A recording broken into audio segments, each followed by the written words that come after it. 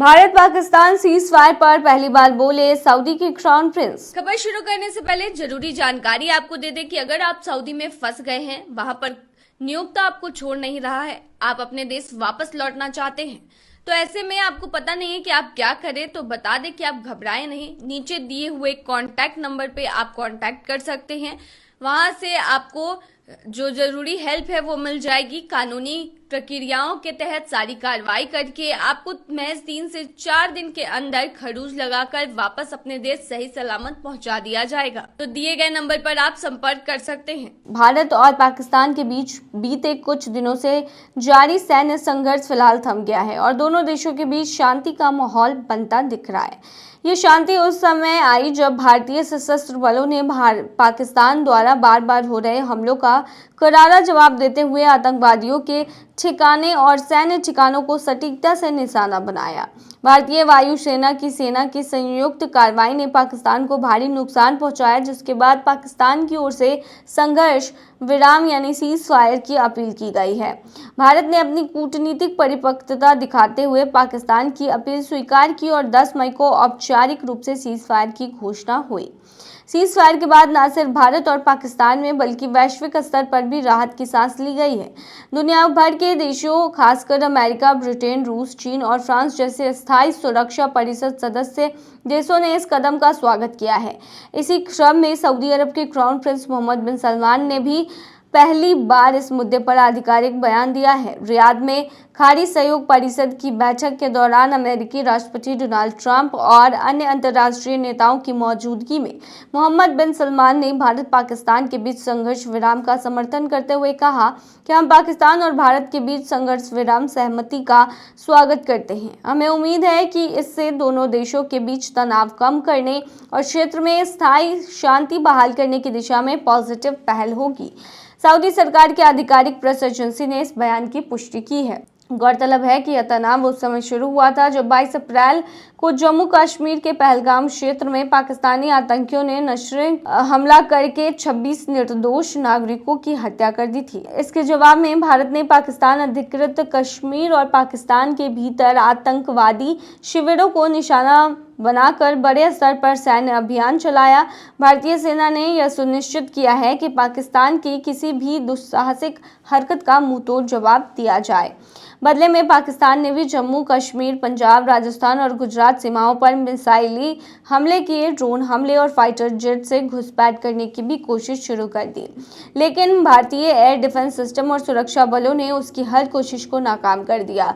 इसके बाद भारत ने जवाबी कार्रवाई करते हुए पाकिस्तान के 11 airbase, air defence system, command और कंट्रोल सेंटर साइट समेत कई रणनीतिक सैन्य ठिकानों को नेस्तनाबूद कर दिया। भारत की निर्णायक कार्रवाई और अंतर्राष्ट्रीय दबाव के चलते पाकिस्तान ने आखिरकार घुटने टेकते हुए संघर्ष विराम की अपील की। भारत ने भी सीज फायर पर अपनी शर्तों पर स्वीकार कर लिया और फिलहाल दोनों देशों के बीच सीमा पर हालात जो हैं वो सामान्य बने हुए हैं। सोशल मीडिया पर पोस्ट करना प्रवासी को पड़ा महंगा, मिली सजा। ब्रिटिश बैंकर अहमद अल धौश को सऊदी अरब में 1 दशक की सजा सुनाई गई है और ये मामला अंतर्राष्ट्रीय स्तर पर मानवाधिकारों और अभिव्यक्ति की स्वतंत्रता को लेकर चिंता का विषय बन गया है। अहमद अल धौश, जो पहले बैंक ऑफ अमेरिका में विश्लेषक के रूप में काम कर चुके हैं, उनको आतंकवाद और साइबर अपराध से संबंधित सऊदी कानूनों के उल्लंघन के आरोप में दोषी ठहराया गया है, परंतु उनके परिवार और वकील का मानना है कि यह सजा एक पुराने सोशल मीडिया के चलते दी गई है, जिसका सऊदी अरब से सीधा संबंध नहीं था। बताया जा रहा है कि अहमद ने 2018 में एक ट्वीट किया था जिससे सूडान के राजनीतिक हालातों को लेकर टिप्पणी की गई। उस ट्वीट में सऊदी अरब का कोई उल्लेख नहीं था और बाद में उसे डिलीट भी कर दिया गया था। बावजूद इसके उन्हें अगस्त में उस समय गिरफ्तार किया गया जब वे अपने परिवार के साथ रियाद एयरपोर्ट से इंग्लैंड के मैनचेस्टर लौटने वाले थे। अहमद की पत्नी अमाहर नूर ने बताया है कि जेल में उन्होंने गंभीर स्वास्थ्य समस्याओं का सामना किया है, जिससे थायराइड की बीमारी और मानसिक तनाव शामिल है। उनकी वकील हेदी डाइक्सटॉल का कहना है कि अहमद गिरफ्तारी और मुकदमा निष्पक्ष कानूनी की प्रक्रिया का गंभीर उल्लंघन है। उन्होंने ब्रिटिश सरकार से अपील की है कि वह इस मामले में सख्ती से हस्तक्षेप करे और अहमद की रिहाई को सुनिश्चित कराए। यह मामला उस समय प्रकाश में आया है जब अमेरिका के राष्ट्रपति डोनाल्ड ट्रंप अब दौरे पर थे सऊदी अरब के। इससे पहले भी सऊदी अरब में कई मामलों में देखा गया है कि सोशल मीडिया पोस्ट के आधार पर न सिर्फ स्थानीय नागरिक बल्कि विदेशी या दोहरी नागरिकता वाले लोगों को गिरफ्तार किया गया हो, खासकर यदि वे सऊदी क्राउन प्रिंस मोहम्मद बिन सलमान की आलोचना कर रहे हों। एमनेस्टी इंटरनेशनल ने इस मामले को लेकर चिंता जताई और कहा कि यह एक ऐसा उदाहरण है जहां सऊदी सरकार अभिव्यक्ति की स्वतंत्रता को दबाने के लिए कठोर कानूनों का उपयोग कर रही है। संगठन का कहना है कि अगर वाकई अहमद की सजा केवल एक हटाए गए ट्वीट के कारण हुई तो यह न्याय प्रणाली की स्वतंत्रता और निष्पक्षता पर सवाल खड़े करता है। फिलहाल सऊदी अरब की सरकार और ब्रिटेन का विदेश कार्यालय इस पर कोई आधिकारिक प्रतिक्रिया देने से बच रहे हैं, लेकिन मानवाधिकार संगठनों और ब्रिटिश नागरिकों में इस मामले को लेकर आक्रोश है और सऊदी अरब की छवि तथा अंतर्राष्ट्रीय संबंधों पर असर ये डाल सकता है। अपना सपना पूरा करने के चक्कर में भारतीयों की जान ले रहे हैं सऊदी के क्राउन प्रिंस। खबर शुरू करने से पहले एक जरूरी सूचना आपको दे दें कि अगर आप सऊदी में फंस गए हैं, कफील आपको छोड़ नहीं रहा है, आप परेशान हैं, वापस अपने घर लौटना चाहते हैं, तो घबराए नहीं, स्क्रीन पर दिए गए नंबर पर कांटेक्ट करें।